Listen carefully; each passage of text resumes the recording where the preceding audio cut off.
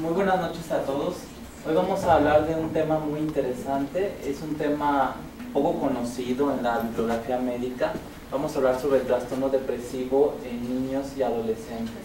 Es un tema muy interesante porque muchos consideran que este problema no se presenta en etapas tempranas de la vida, sino que la depresión es un trastorno que se presenta, si acaso, en la adolescencia y sobre todo en la edad adulta, ¿no? Pero conforme vayamos revisando las diapositivas, vamos a ver que existe evidencia de que la depresión se presenta incluso en niños muy pequeños. Y bueno, quiero empezar con una frase que me gusta mucho de Hermann Hesse. Es una frase que está tomada de su novela El lobo estepario. Hermann Hesse fue premio Nobel de Literatura. Y fíjense qué interesante lo que dice. Quien dice que le gustaría volver a ser niño es porque ya olvidó que los niños no son felices, sino que son capaces de muchos conflictos, de muchas discordancias y de todos los sufrimientos. Cuando alguien dice, ay, yo quisiera volver a ser niño otra vez, está olvidando, ¿no? O está experimentando cierta amnesia infantil, porque la vida de los niños está llena de dramatismo, ¿no? Por eso es que Freud toma las tragedias griegas de Sófocles, ¿no? La principal, Edipo Rey, para hablar del desarrollo de un niño. Y muchos autores, la mayoría de la escuela psicoanalítica, pues hablan periodos de mucha depresión y de mucha ansiedad en el niño. Un discípulo de Freud, Otto Rank, hablaba del trauma del nacimiento, ¿no? Freud mismo habla dentro del complejo de Edipo de la ansiedad de castración. René Spitz habla de la angustia del 8º mes, ¿no? Erik Erikson habla de la crisis de la adolescencia. El desarrollo de un niño está lleno de crisis y está lleno de depresión. Por eso es que la vida de los niños es sumamente complicada y los niños se defienden de la mejor manera posible, ¿no? Cada niño va a desarrollar mecanismos de defensa para encarar la realidad. Esta es una caricatura de la historieta de Mafalda de Quino. Él es Felipín y dice, he decidido enfrentar la realidad, así que apenas se ponga linda, me avisa. Me gusta mucho esta historieta porque nos ayuda a entender los conflictos de la infancia, ¿no? Este es Guille, un niño muy chiquito, tendrá unos 2 o 3 años, y aquí vemos el complejo de Edipo, ¿no? Del que nos habla Freud. Aquí Guille se siente celoso porque papá llega y abraza a mamá, ¿no? Y le dice que es su mujer. Y son niños muy muy pequeños que están experimentando angustia. Y esa es una frase de un psiquiatra británico, Anthony Storr. Se encuentra en su libro de la agresividad humana y dice, el mundo infantil está poblado de gigantes que hay que dominar y de brujas a las que hay que vencer, ¿no? Por eso, regresando a Hermann Hesse, cuando uno dice yo quisiera volver a ser niño, es volverse a enfrentar, metafóricamente hablando, a estos gigantes y a estas brujas, ¿no? Y estas metáforas, ¿qué representan? Bueno, presentan todas las dificultades que el niño va a enfrentar en este transitar por la vida. Por eso a los niños les gustan mucho los cuentos de hadas, porque en los cuentos de hadas se muestran estas brujas, estos gigantes, en donde el niño resulta vencedor. Y un psicoanalista, Bruno Bettelheim, él fomenta que a los niños se les siga contando los cuentos de hadas. Tiene un libro que se llama Psicoanálisis de los cuentos de hadas. Y dice, este es precisamente el mensaje que los cuentos de hadas transmiten a los niños de diversas maneras, que la lucha contra las serias dificultades de la vida es inevitable. Los cuentos de hadas se enfrentan debidamente al niño con los conflictos humanos básicos. Pero lo que sea Bruno Bettelheim es que al niño se le debería de leer el cuento de hadas original, ¿no? Sobre todo los de la colección de los hermanos Grimm, pero tal como son los originales, que a veces son un poco más cruentos, porque Disney ha manipulado el cuento, ¿no? Ha puesto finales diferentes o les ha quitado parte de su dramatismo. Pero ese dramatismo, lejos de dañar al niño, más bien le beneficia, porque el niño se proyecta, ¿no? Se identifica con los personajes. Esto lo dice un autor francés, Julián de Ajuriaguerra. La depresión infantil es considerada por unos como una fase normal de la evolución o del desarrollo y por otros un fenómeno patológico. Entonces aquí hay diferencias de autores, ¿no? Esta depresión que puede experimentar un niño muy pequeño es parte de su desarrollo, se debe de dejar así sin tratamiento o es una área de intervención dentro del campo de la medicina. Y bueno, una psicoanalista llamada Melanie Klein, que trabajó mucho con niños, ella describe en su obra situaciones que viven los lactantes en donde encontramos elementos que semejan a la depresión. Melanie Klein habla de una etapa que se encuentra en la primera mitad del primer año, digamos entre los 4 y los 6 meses, y le llaman la posición esquizoparanoide. Ahorita vamos a ver por qué se llama así. Y Melanie Klein habla de cuál es la percepción que tiene un bebé cuando es alimentado al seno materno. Dice, estos mecanismos se utilizan para separar lo más posible lo bueno y lo malo. Cuando mamá gratifica al niño dándole el pecho, el niño introyecta un pecho bueno, ¿no? Y cuando mamá no está disponible y el niño siente hambre, entonces ese niño introyecta un pecho malo, ¿no? Un pecho que no es gratificante, un pecho que lo hace sufrir. Y fíjense, los objetos persecutorios o malos son rechazados y proyectados a la madre para separarlos de los objetos buenos o idealizados. El niño en esta etapa de su vida no es capaz de integrar en un mismo objeto, que es mamá, lo bueno y lo malo, sino que lo divide. No quiere que se contaminen los objetos y por eso se llama posición esquizo. Esquizo quiere decir división, de ahí el término esquizofrenia, una mente dividida. Entonces el niño experimenta como si tuviera dos mamás, ¿no? O dos pechos. El infante vive entonces con miedo a la persecución materna. ¿Por qué? Porque el pecho malo es vivido como amenazante, y aparte Melanie Klein nos dice que el instinto de muerte del niño es proyectado a la mamá, y entonces el niño tiene miedo de que la mamá lo aniquile. El infante vive entonces con miedo a la persecución materna, teme que entre en su interior y destruya cualquier bondad. Entonces mantiene divididos los objetos y es un poco paranoide porque cree que la madre lo va a aniquilar, ¿no? Pero en realidad es el propio instinto de muerte del niño. Y en la segunda mitad del primer año de vida, más allá del 6º mes, el niño avanza hacia una posición que Melanie Klein llama la posición depresiva. Entonces aquí estamos viendo niños con síntomas depresivos en el primer año de vida. A medida que los niños integran las dos partes del objeto en un objeto total, la madre mala y la madre buena son la misma persona, comienzan a sentirse perturbados porque sus fantasías sádicas destructivas hacia la madre pueden haberla destruido. Que lo mismo sucede con el enamoramiento, ¿no? Cuando el enamorado ve al objeto de su amor, hay una idealización, todo lo bueno queda separado de lo malo, y cuando se conoce verdaderamente a la persona amada, ya se pueden integrar ambas cosas, ¿no? Y hay un duelo que vive el enamorado, hay una posición depresiva, ¿no? Pero que eso lleva a una relación madura. Pero vamos a explicarlo mejor con estas caricaturas, ¿no? Aquí está una niñita saludando a la muerte. Y dice Melanie Klein, la posición depresiva se establece cuando el niño puede advertir de manera más realista que tiene una mezcla de sentimientos hacia los demás, como ira y remordimiento, que es lo que popularmente se conoce como sentimientos encontrados, y es un término que Bleuler acuña como ambivalencia en 1911. Después Freud lo utilizaría en su obra de principios del siglo XX.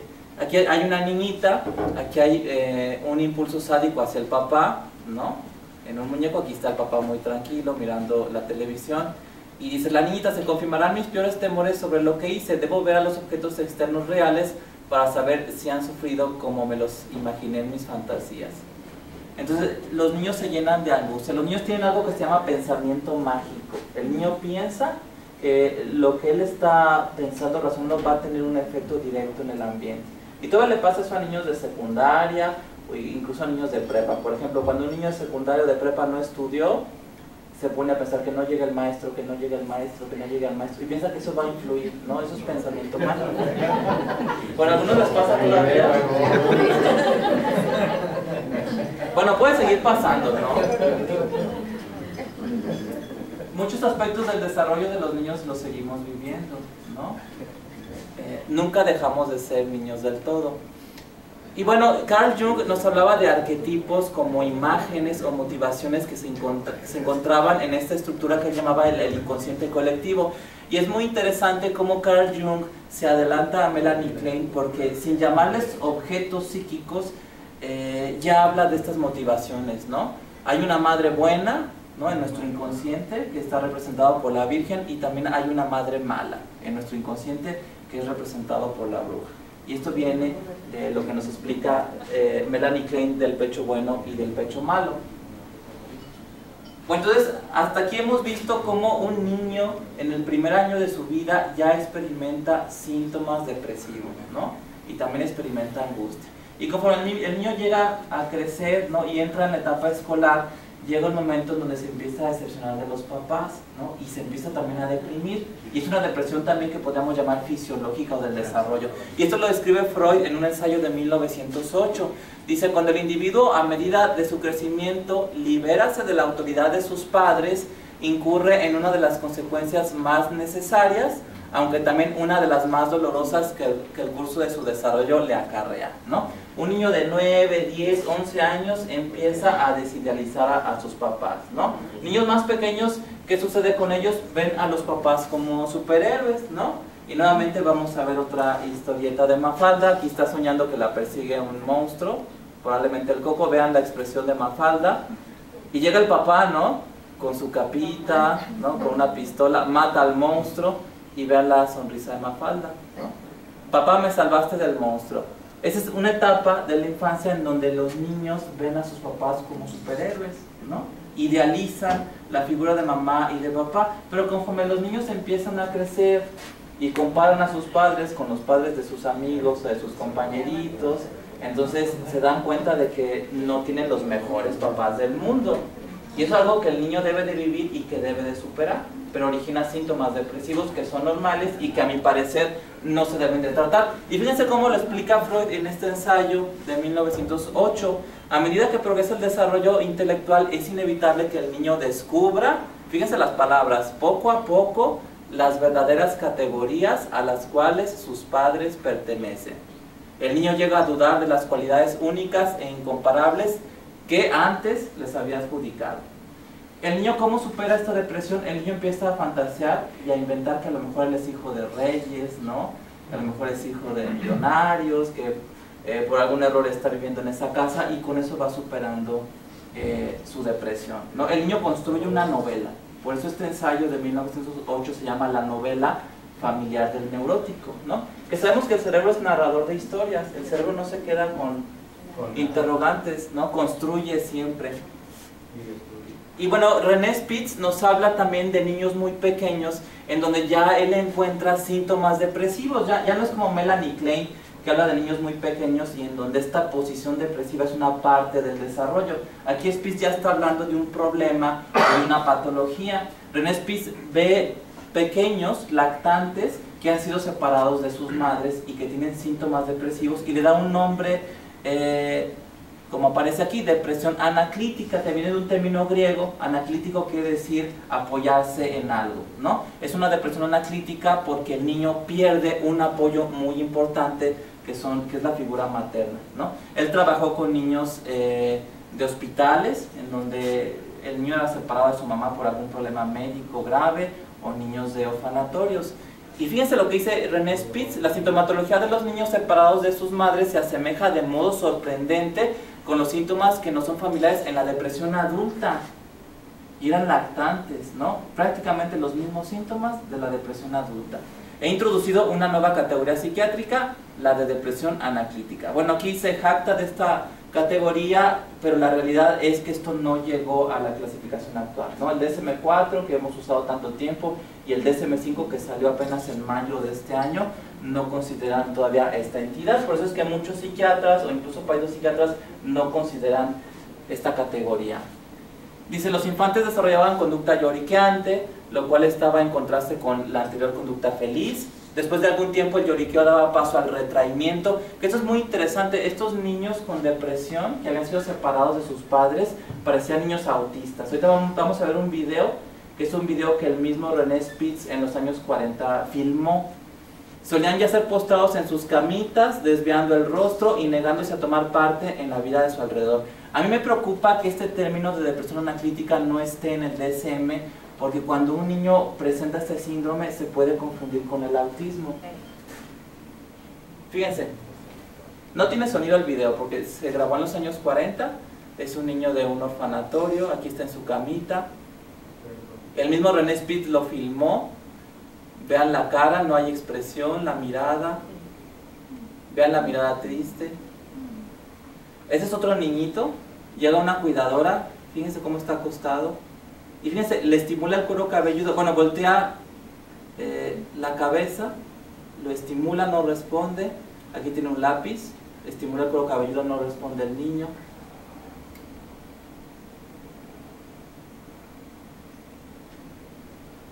El niño ve a la persona tomando el video, pero no tiene ninguna reacción a la presencia de otro.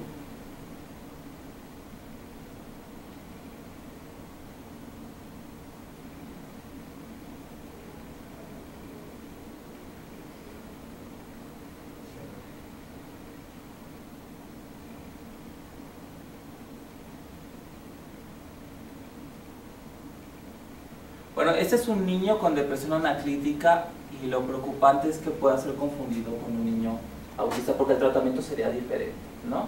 Aunque claro que si este niño tiene este síndrome depresivo porque fue privado del contacto con figuras cercanas que sean los padres, pues el tratamiento más bien sería psicosocial, ¿no? Pero también puede ayudar a hacer una intervención farmacológica en estos niños porque como nos dice Spitz, tienen todos los síntomas de la depresión adulta, ¿no? Y si el adulto a veces necesita un antidepresivo para sentirse con más energía, para tener una calidad en su sueño, para tener apetito, pues los niños también. Y les voy a pasar otro video muy interesante, que es 10 años después, pero esto no lo hace Spitz, lo hace Harry Harlow en los años 50, que es un estudio clásico que nos ayuda a entender la importancia del acercamiento de los padres en el desarrollo de los niños.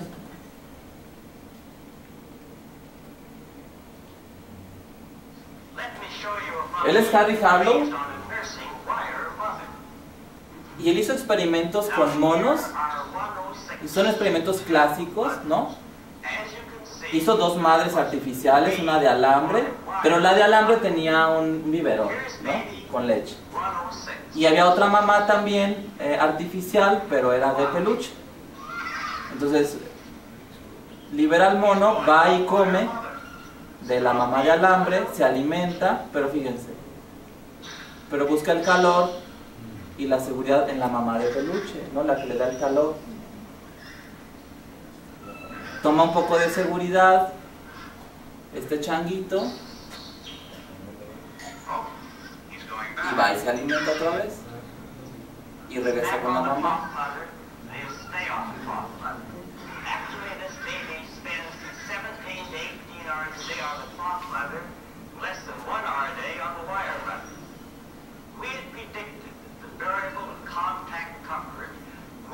Bueno, es muy interesante que los animales también tienen su fase oral, ¿no? Como la describió Freud.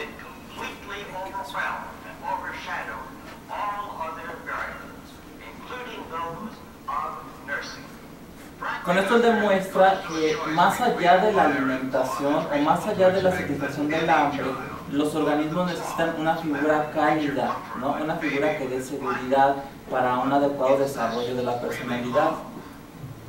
Pero quiero que vean el video que sigue, que es muy interesante. Es un poco sádico, porque aquí lo que hace Harry Harlow es que él construye un robot, ¿no? Y es un robot que le va a pegar un susto al mono. Y una vez que le pega el susto, lo que quiere ver Harry Harlow es con quién va a correr de las 2 mamás artificiales.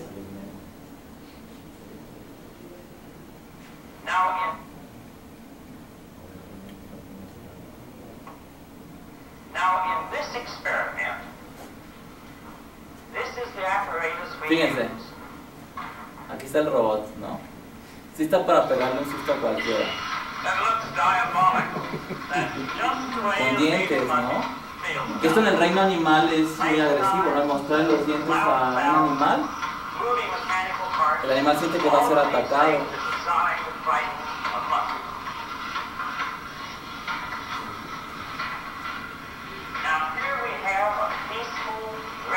Bueno, aquí está el changuito muy feliz, muy quitado de la pena, ¿no? Se siente seguro porque aquí tiene a su mamá de peluche. Y bueno, viene la parte sádica, ¿no?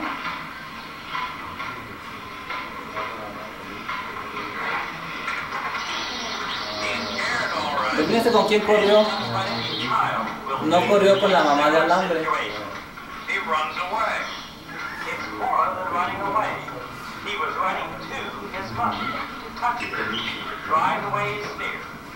Contact with the mother changes his entire personality. Now he's actually threatening the diabolic monster.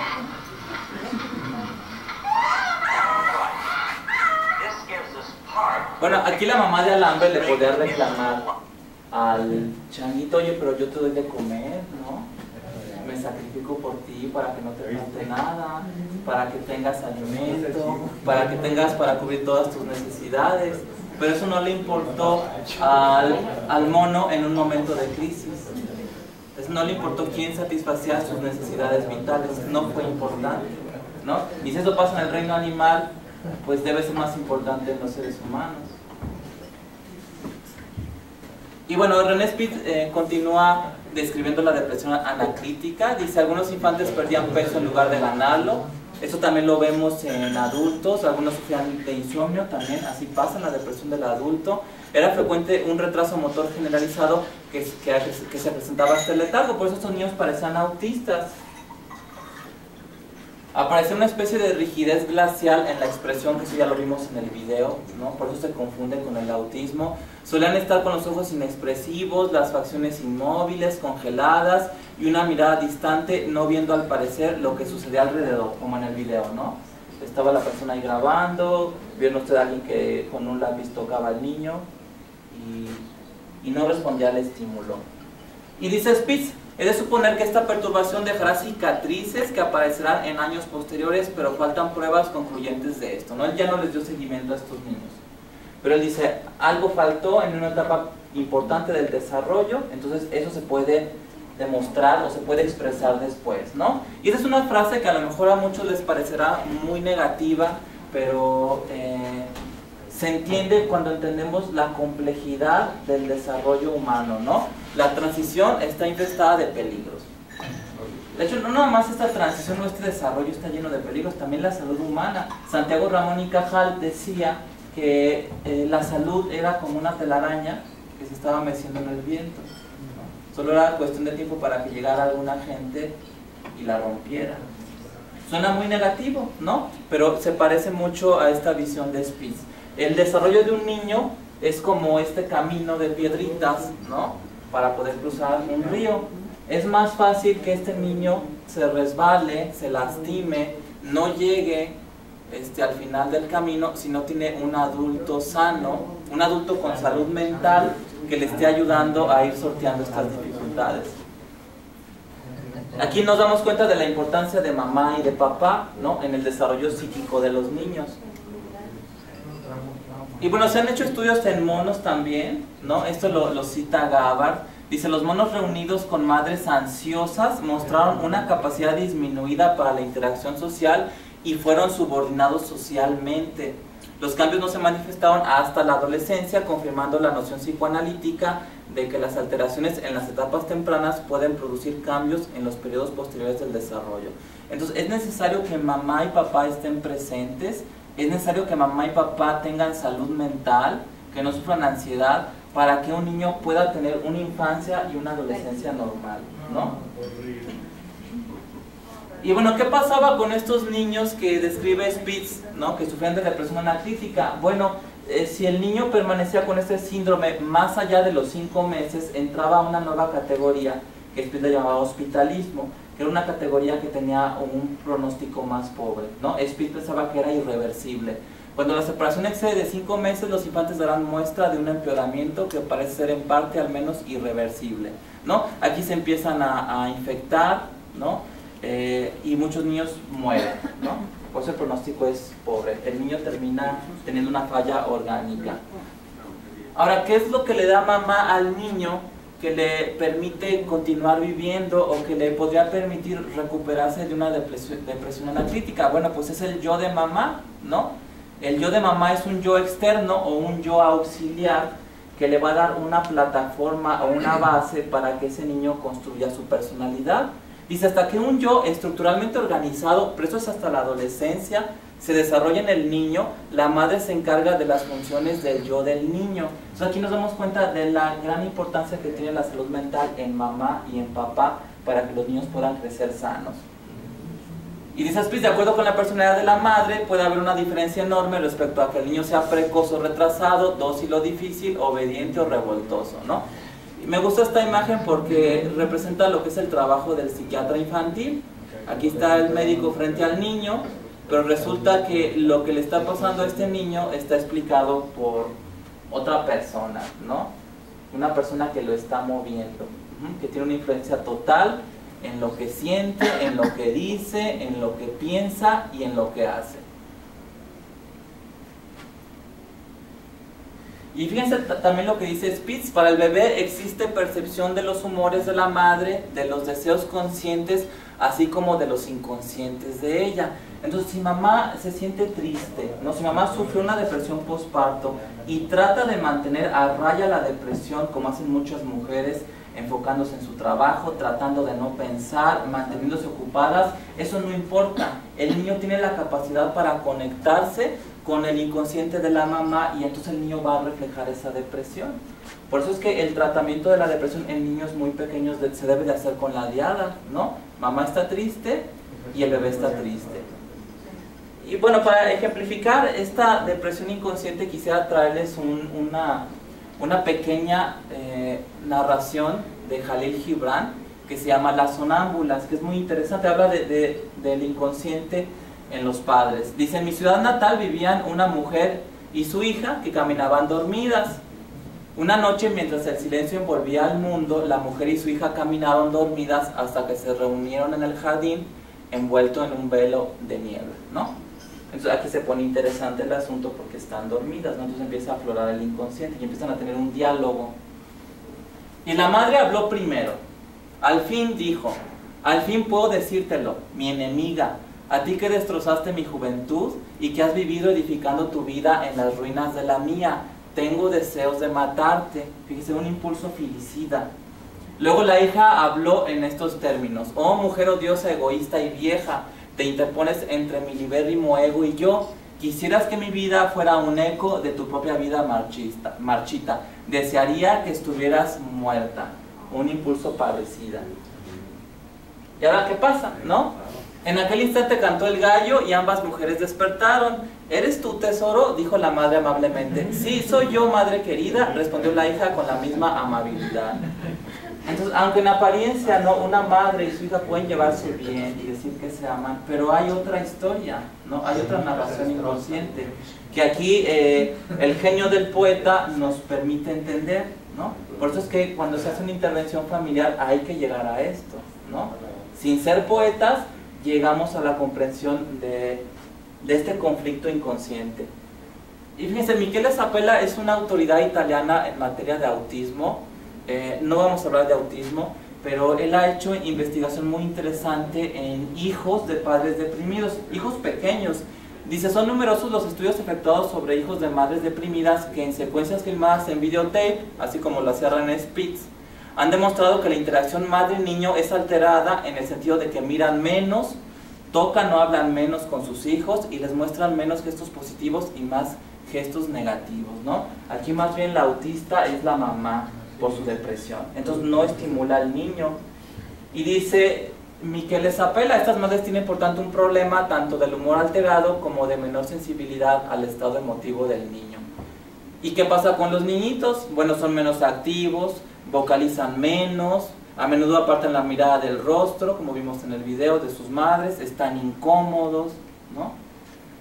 Y si aquí los niños llegan con el psiquiatra infantil, tiene que diagnosticar la depresión en el niño, pero se trabaja con la diada madre-hijo, ¿no? O con el sistema familiar completo. Fíjense, cada uno de ellos es el complemento del otro, y mientras la madre proporciona lo que el bebé necesita, ¿no?, sobre todo alimento, calor, protección, a su vez, aun cuando esto sea menos reconocido, el bebé proporciona lo que necesita la madre. Hay algo que el bebé le da a mamá. Estoy convencido de que una madre que cría percibe señales de las que nosotros no nos percatamos. Esa es un área de investigación muy interesante que no se ha explotado, ¿no? ¿Cuáles son esas señales? ¿Qué es lo que hace que en esta interacción recíproca o en este circuito mamá-bebé, mamá sea retroalimentada y diga: sí, sí me quedo con el niño, sí lo cuido, aunque esté muy cansada, ¿no?, aunque esté desvelada, aunque esté enferma, sí le cambio el pañal, sí me voy a levantar para arrullarlo, sí me voy a sacrificar para darle de comer? ¿Qué es lo que frustra este circuito? Bueno, si mamá está deprimida, si mamá sufre melancolía, entonces esa mamá no va a poder amar a su hijo como lo hace una mamá que tiene salud mental, ¿no? Y esto nos lo dice Freud en un ensayo muy interesante, es un clásico, que se llama Duelo y Melancolía. Y aquí Freud nos habla de la depresión y prácticamente Freud cita las características que nos da el DSM, ¿no?, de depresión. La melancolía se caracteriza psíquicamente por un estado de ánimo profundamente doloroso, una sensación del interés por el mundo exterior, la pérdida de la capacidad de amar. Esto es interesantísimo porque esto no está en el DSM. La inhibición de todas las funciones y la disminución del amor propio. Pero esta parte no está en las clasificaciones. Pero Freud nos dice, se pierde la capacidad de amar. Por eso, en una ocasión cuando Freud viaja a Estados Unidos, un periodista le dice, profesor Freud, ¿qué es la salud mental? Y él contesta, la salud mental es la capacidad de amar y de trabajar. Ya después Erich Fromm lo cambió un poco. Erich Fromm en su libro Psicoanálisis de la Sociedad Contemporánea dice que la salud mental es la capacidad de amar y de ser creativo, ¿no? Ya no pone tanto trabajar, sino ser creativo. Pero hay esta capacidad de amar. Ahora, una mamá deprimida no va a tener la misma capacidad de amar a su hijo y entonces no se va a establecer este circuito de retroalimentación que le va a dar al niño una base sólida para estructurar su personalidad. Y bueno, él es Carl Jung. Él desarrolló su propia escuela, al principio estuvo con Freud, después rechazó gran parte de sus teorías, sobre todo las que tenían que ver con la sexualidad. Y aunque muchos pseudopsiquiatras consideran que Freud no hizo grandes aportaciones en este campo, la realidad es que sí, solamente que Carl Jung no veía niños en consulta. Él, si le exponían el caso de un niño, decía, bueno, a mí tráigame a los papás y yo trabajo con los papás. Pero sí escribió mucho sobre psiquiatría infantil. Y fíjense lo que dice, toda vez que un pequeño manifiesta síntomas de una neurosis, aquí podemos hablar de neurosis depresiva en términos un poco antiguos, convendrá no detenerse demasiado en la exploración de su inconsciente, ¿no? Que aquí Freud no estaría muy de acuerdo, sino iniciar la exploración en otro punto, ¿no? Ante todo en la madre, pues casi siempre los padres son los causantes directos de la neurosis infantil, o por lo menos sus más importantes factores determinantes. Entonces cuando a Jung le exponían el caso de un niño con depresión, pues el niño ni lo veía, trabajaba con los papás. Ahora, ¿qué sucede con las familias que llevan a sus hijos a una evaluación psiquiátrica? Aquí vamos a hablar de una familia típica, tradicional, y les voy mostrando cuáles son los pasos que sigue una familia hasta llegar a la disfunción o hasta llegar a la patología extrema, ¿no? Tenemos una mamá, un papá, una familia tradicional, típica, los niñitos, ¿no? Un sistema familiar está formado por subsistemas, así como una célula tiene sus organelos, la familia también es un sistema que tiene sus subsistemas. Y el más importante es el subsistema conyugal, que Salvador Minuchin también le llama el subsistema ejecutivo. No es como el motor del carro, es el núcleo de la célula, es el corazón del organismo. Y esto tiene que funcionar y tiene que tener vida propia. De hecho, antes de que la familia empiece, esto ya está funcionando como un sistema propio. Entonces mamá y papá tienen un subsistema, ¿no? Este subsistema tiene una frontera que los protege del exterior. Tienen hijos y los hijos también tienen su subsistema, que se conoce como el subsistema de los hermanos o el subsistema fraterno. Cosas que pasan aquí no pasan acá, cosas que pasan acá no pasan aquí. Ajá. Ellos se retroalimentan en su amor, buscan este espacio, no buscan que haya fronteras, buscan un espacio psicológico para crecer como pareja, y los niños tienen su complicidad, ellos saben que hacen cosas que los papás no se enteran, aprenden a pelear, aprenden a reconciliarse, aprenden a negociar entre iguales. Y también tenemos un subsistema parental, ¿no? Que son las funciones que mamá ejerce en su papel de madre, y el subsistema parental de papá, ¿no? El rol de padre. Que este subsistema también tiene sus fronteras, ¿no? Porque a veces resulta que los abuelos, los tíos u otros personajes de la familia ven que esta membrana es muy porosa y entonces hacen funciones parentales, y eso a veces complica la dinámica familiar. Ahora fíjense lo que va a pasar. Aquí tenemos a la familia, un organismo con sus subsistemas, subsistema conyugal, subsistema fraterno y subsistema parental. Fíjense lo que va a pasar. Se va a borrar uno. Desapareció uno, ¿verdad? Desaparece el subsistema conyugal.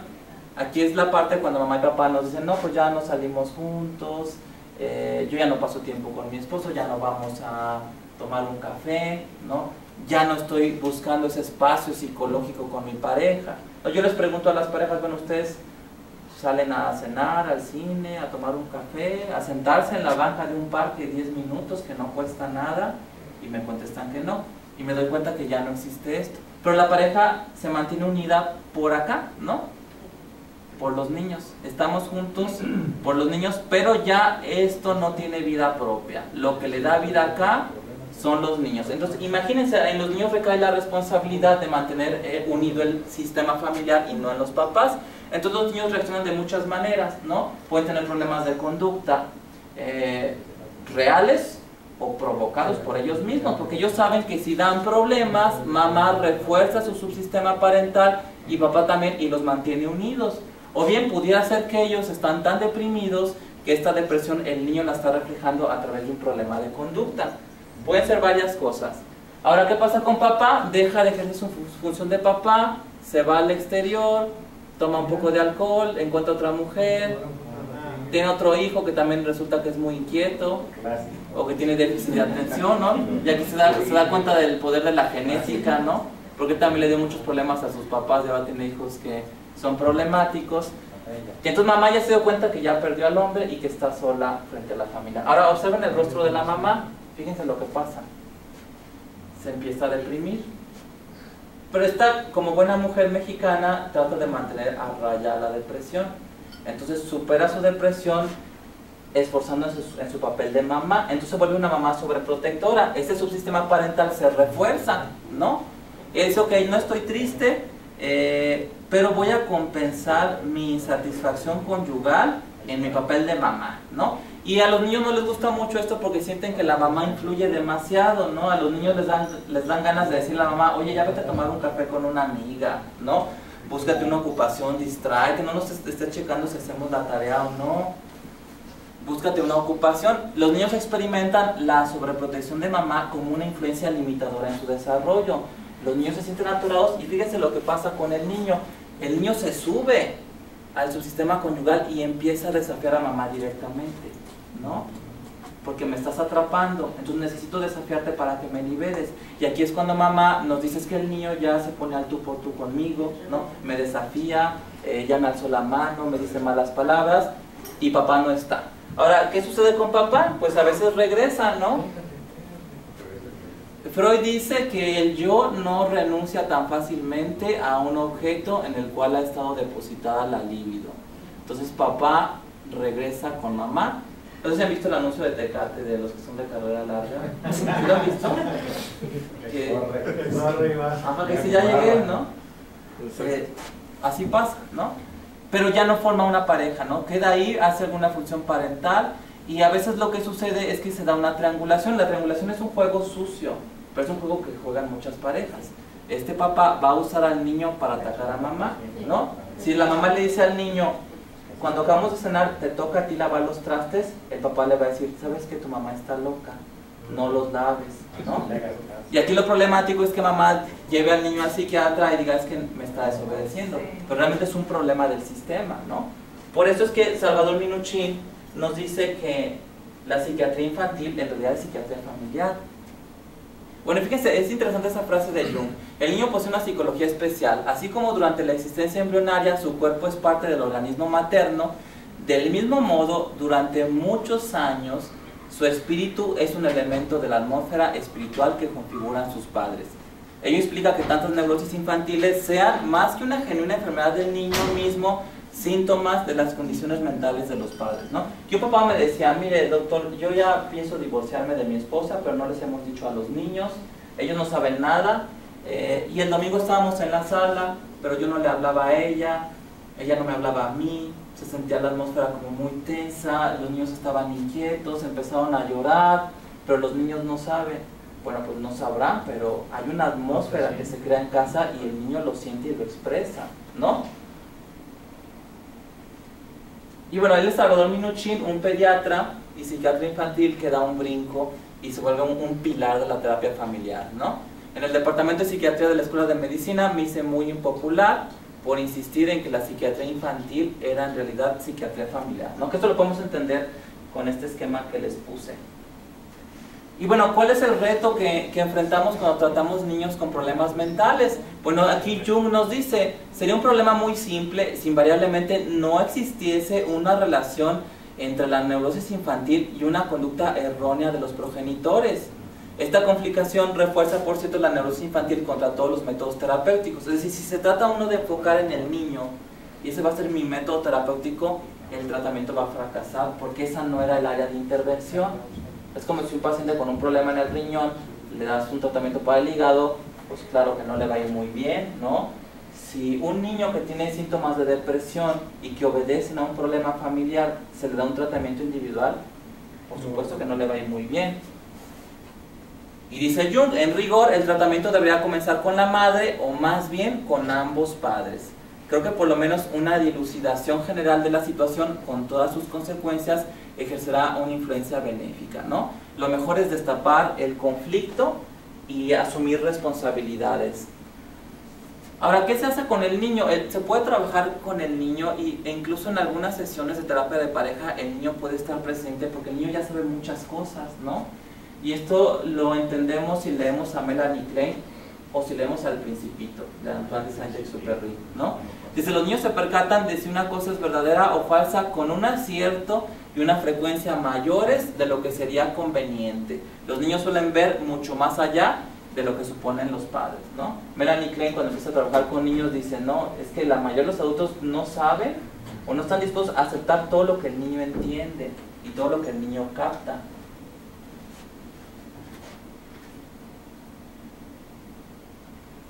Dice, el niño es a tal punto una parte de la atmósfera psicológica de los progenitores que las dificultades secretas e irresueltas entre ellos son susceptibles de influir notablemente en su salud, como en este caso de estos papás que no decían nada, no les habían dicho a los niños que se iban a divorciar, pero la atmósfera estaba impregnada de tensión. Los niños sufren los conflictos parentales como propios, pues claro, son parte del mismo sistema. Casi diría que el conflicto abierto o la dificultad visible jamás ejercen tal efecto infeccioso, y sí en cambio las dificultades y problemas que los padres guardan ocultos o inconscientes. Que esto está interesantísimo. Una madre que no reconoce que está deprimida, una pareja de padres que no reconocen que tienen un problema conyugal, van a generar un efecto infeccioso. Eso contamina más a los hijos que si madre dice, sí, sí estoy deprimida, ¿no? O que si los padres dicen, sí, sí nos vamos a divorciar porque ya no somos una pareja. Por eso es que es un reto para los clínicos el poder desenmascarar la depresión, ¿no? Hay muchas depresiones enmascaradas.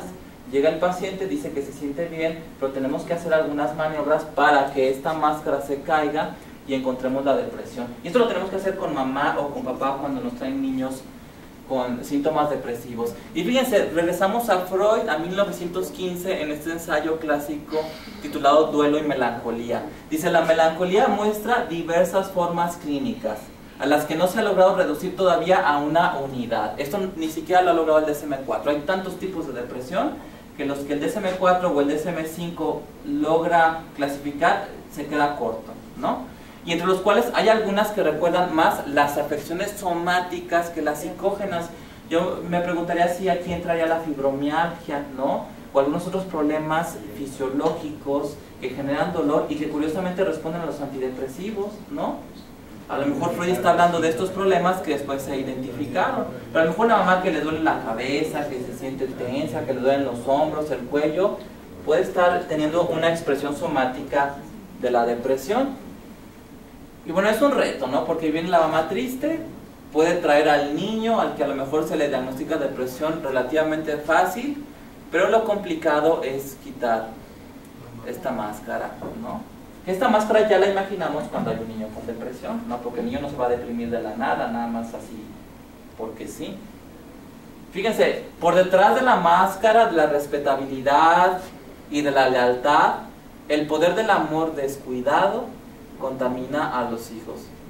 Por eso los que dicen que Carl Jung no hizo aportaciones a la psiquiatría infantil están equivocados, ¿no? Estas son reflexiones muy profundas, aunque en realidad si reflexionamos, pues podemos llegar a esto porque es completamente lógico, ¿no? Esas familias en donde mamá y papá ya no están funcionando, pero que todo está bien, no pasa nada, seguimos con la estructura, no, eso es problemático para los niños. Y dice Jung, son los padres quienes ejercen sobre el niño los más enérgicos efectos, no solo a causa de la herencia constitucional, sino también en razón de su predominante influencia psíquica, ¿no? A veces parece que los padres no quisieran que sus hijos se parecieran a ellos, ¿no? Que cuando llevan a un niño con problema del carácter, a veces les preguntamos, bueno, ¿y a quién se parece su hijo? No, pues se parece a mí, ¿no? O se parece a su papá, ¿no? Y no les gusta que se parezcan a ellos. O a veces llevan niños a consulta y la mamá dice, es que al niño no le gusta leer, doctor. Entonces yo le pregunto a la mamá, oiga, ¿y a usted le gusta leer? No. ¿Y al papá le gusta leer? No, tampoco. Pues ¿cómo le van a hacer entonces, no? Para inculcarle un gusto por la lectura, ¿no? Bueno, y lo que más nos preocupa a los psiquiatras infantiles, y bueno, también a los psiquiatras de adultos, o más bien a todo el mundo, es el suicidio, ¿no? Porque el suicidio infantil es algo que existe, es algo que se da, no es algo imposible, no es algo que pase en otro planeta.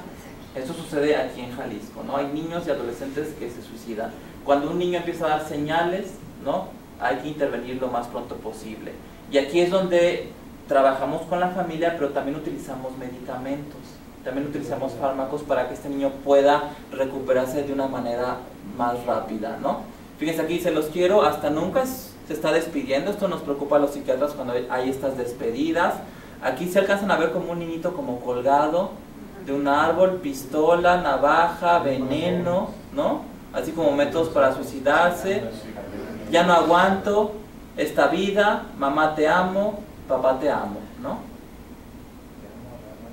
Entonces, eso es preocupante y esto nos debe de alertar y tenemos que hacer intervenciones, ¿no? Y a veces cuando damos un antidepresivo, incluso en un niño muy pequeño, ese niño se siente mejor. Claro que hay que trabajar con la familia, porque si no el niño tendría que tomar el fármaco durante mucho tiempo y no podemos mantener la mejoría nada más con el medicamento. Y esto lo dice Carl Whitaker, ¿no? Uno de los pilares en terapia familiar, que es interesantísimo. Dice, el suicidio tiene un contexto bipersonal. El paciente no se suicidará a menos que haya alguien en su mundo que quiera su muerte. Supongo que ese alguien es por lo común un miembro de la familia. Entonces, cuando vemos niños con depresión y que han tenido ideación suicida, uno les puede preguntar, oye, ¿y alguna vez tú has sentido que tu familia estaría mejor si tú no estuvieras? Y el 99% de las veces el niño dice, sí, una vez mi papá me dijo que ojalá yo no hubiera nacido, ¿no? O una vez mi mamá me dijo que ella me iba a abortar y que se arrepiente de la decisión de haberme tenido. Entonces los niños sienten que hay alguien que desea su muerte y la psicología del niño se pone a tono con el sistema, ¿no? Y parece irónico, pero el niño le da gusto a los papás, ¿no? Y el niño piensa en desaparecer. Me gusta esta imagen, la voy a amplificar, es la del dios Cronos, porque el dios Cronos se comía a sus hijos, ¿no? Hasta que su esposa, la diosa Rea, decide un día ocultarle a uno, ¿no? Él tenía un hijo y se lo comía, pero le oculta a uno y la diosa le da piedras envueltas en pañales. Cronos cree que se come un hijo, pero el que es rescatado es el dios Zeus, que finalmente termina destronando al papá.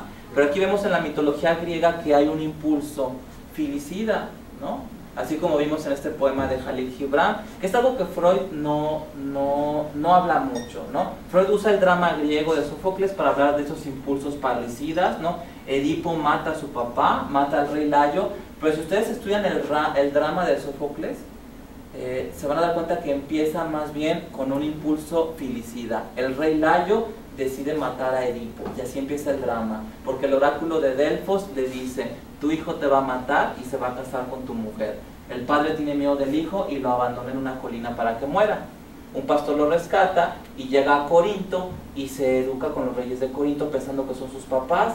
Y después, por azares del destino, se encuentra en el camino con el rey Layo, que era su padre, y lo mata en una pelea. Llega al reino de Tebas porque resuelve el enigma de una esfinge que tenía asolada la ciudad, y finalmente se casa con la reina Yocasta, que era su mamá. Pero el drama empieza con un impulso filicida. Y fíjense la expresividad de estos niños con estas ideas, ¿no? Por eso es muy preocupante. Porque nadie me quiere, porque nadie me quiere, porque todos me critican, porque todos me revientan con mentiras, ¿no? Aquí el niño siente que no tiene su lugar, ¿no? Que estarían mejor si él no estuviera. Que ni son verdades, ¿por qué Dios? ¿Por qué me creaste? Si nadie me quiere, ¿no? Siempre me pegan los grandes, ni mi primo llamado Chepín me quiere, me evita, ni mis amigos me quieren. A veces siento que mis hermanos y familia no sienten nada por mí, ¿no? El niño no siente su espacio, el niño dice, estarían mejor sin mí. Mi psicología se pone a tono con el sistema familiar. Qué feo se siente, ¿por qué Dios? ¿Por qué me creaste? Si no hago falta en este mundo, solo se la pasan riéndose de mí, todos me dicen que no me quieren, que me vaya, ¿no? Pues urge una intervención familiar cuando estamos viendo esto. Ahora, el niño también tiene la fantasía de que si él se suicida, pues les va a dar un golpe muy fuerte a los papás, ¿no?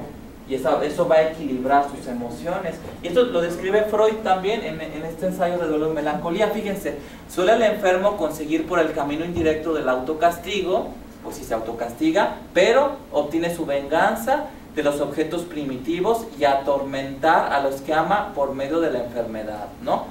Por medio del suicidio o por medio de cualquier conducta patológica que les den la torre a los papás. Y esto que Freud describe en 1915 lo vemos en esta notita, fíjense. A veces me dan ganas de suicidarme, cortarme las venas, ahorcarme, aventarme de un puente, no sé. Solo quiero desaparecer de este mundo. Y fíjense, y que sepan todos por qué lo hice, por qué desaparecí, para que sepan que fue su culpa, ¿no? El niño les está mandando un golpe a los papás, ¿no? Pero este golpe no se lo está mandando por nada. Algo está pasando en el sistema familiar para que el niño lance este ataque. Y ahora yo les digo que cuando vemos una depresión grave o incluso una depresión moderada, ¿no? O si hay ideas de suicidio, vale la pena intentar la medicación, ¿no? Existen guías y parámetros que nos permiten utilizar medicamentos en niños en edad escolar o niños muy pequeños. Ese es el algoritmo de Texas para el tratamiento de la depresión en niños en edad escolar, ¿no? El estadio 1 es evaluar al niño, evaluar a la familia, ver qué alternativas de tratamiento hay. Se respeta si los padres consideran otra alternativa fuera del quehacer médico, del campo médico. Pero si finalmente los padres aceptan que el niño sea medicado, entonces se le apuesta a la monoterapia y se escoge primero un inhibidor selectivo de la recaptura de serotonina, ¿no? Que aquí el algoritmo de Texas nos dice puede ser fluoxetina, puede ser sertralina o puede ser citalopram, ¿no? Las que se quieran escoger. Fluoxetina es la que está, en la que se ha hecho más investigación, pero sertralina funciona muy bien y citalopram también. Si el niño responde, se le da seguimiento y se le da terapia aproximadamente por 6 meses. Si no hay respuesta o la respuesta es parcial, entonces se le sigue apostando a la monoterapia, pero se da otro inhibidor selectivo. Se quita el anterior, ¿no? Pero el hecho de que un inhibidor selectivo de la recaptura de serotonina no haya funcionado no quiere decir que no vaya a funcionar otro. Y entonces aquí podemos usar el que no habíamos usado acá, ¿no? Si usamos sertralina y no funcionó, damos fluoxetina. Si usamos fluoxetina acá y no funcionó, damos sertralina, ¿no? O damos citalopram si no lo habíamos usado acá. Si responde, pues le damos seguimiento y mantenemos la medicación por 6 meses. Si no responde o la respuesta es parcial, aquí nos dice el algoritmo de Texas que podemos hacer algo que se llama potenciación. Algunos psiquiatras, esto lo hacen en adultos, potencian un fármaco, generalmente un antidepresivo, agregando litio, anfebutamona o mirtazapina. A mí no me gusta hacerlo porque yo le sigo apostando a la monoterapia. No me gusta tratar a los niños nada más con un medicamento. En el tercer estadio ya utilizamos otra clase de medicamentos, muchos de ellos conocidos como duales. Se puede utilizar la venlafaxina, el bupropión o anfebutamona, mirtazapina o duloxetina, ¿no? Si responde, pues ya no seguimos. Si no, entonces tenemos que replantear el diagnóstico, ¿no? Y el tratamiento. Ahora, las dosis que los niños aceptan son muy parecidas a las dosis del adulto porque el metabolismo del niño está incrementado. Entonces, a veces es prácticamente la misma dosis. En niños podemos usar fluoxetina de 20 a 60 miligramos al día, sertralina de 50 a 200 y citalopram de 20 a 60. Esto ustedes lo pueden encontrar en internet en las guías clínicas del Hospital Psiquiátrico Infantil Juan N. Navarro, que son gratuitas y dan estas recomendaciones. Ahora, la pregunta de preguntas. ¿Se puede dar tratamiento psicofarmacológico a niños muy pequeños? Porque el algoritmo de Texas es para niños en edad escolar. Ahora, ¿qué pasa a un niño preescolar, un niño más pequeño que tiene depresión o que tiene esta depresión como Spitz la menciona como depresión anaclítica? Pues la respuesta es que sí se puede dar. Pero fíjense lo que dice esta mamá, está muy chiquito para darle medicamento. Pero ese es un pensamiento de mamá porque los pediatras nunca dicen eso, ¿no?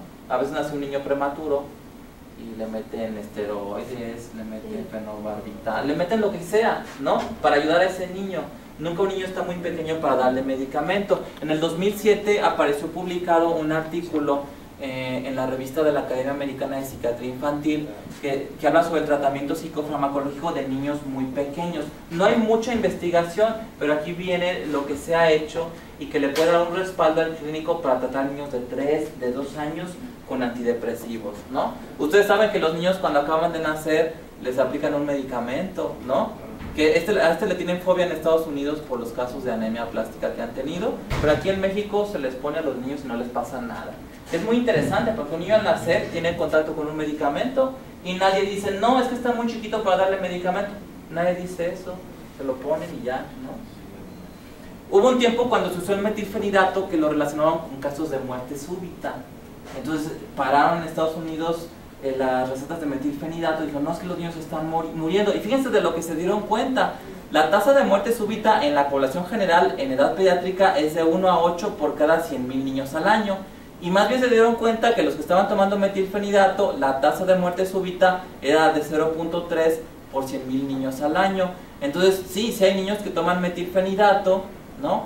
Y que se mueren, pero son más los que no lo están tomando. Más bien hasta parece como que los protege, ¿no? Pero si viéramos esta cifra suelta, nos alarmaría.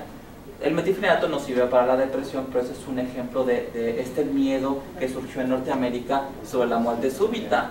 Ahora, hay más posibilidades de que un niño que está tomando un psicofármaco salga de su casa en una tormenta y le caiga un rayo y muera por eso, ¿no? A que tenga una muerte súbita y que esté tomando un psicofármaco. Entonces no hay que tener miedo, porque si trabajáramos con miedo, entonces no hay que decirles que no salgan cuando hay una tormenta eléctrica. Y ahora, hay algo curioso con los psicofármacos, ¿no? Que vuelve interesante y creativo el trabajo psicofarmacológico. No hay manera de saber si un niño va a responder a un fármaco o no, ¿no? Aquí requiere de intuición clínica.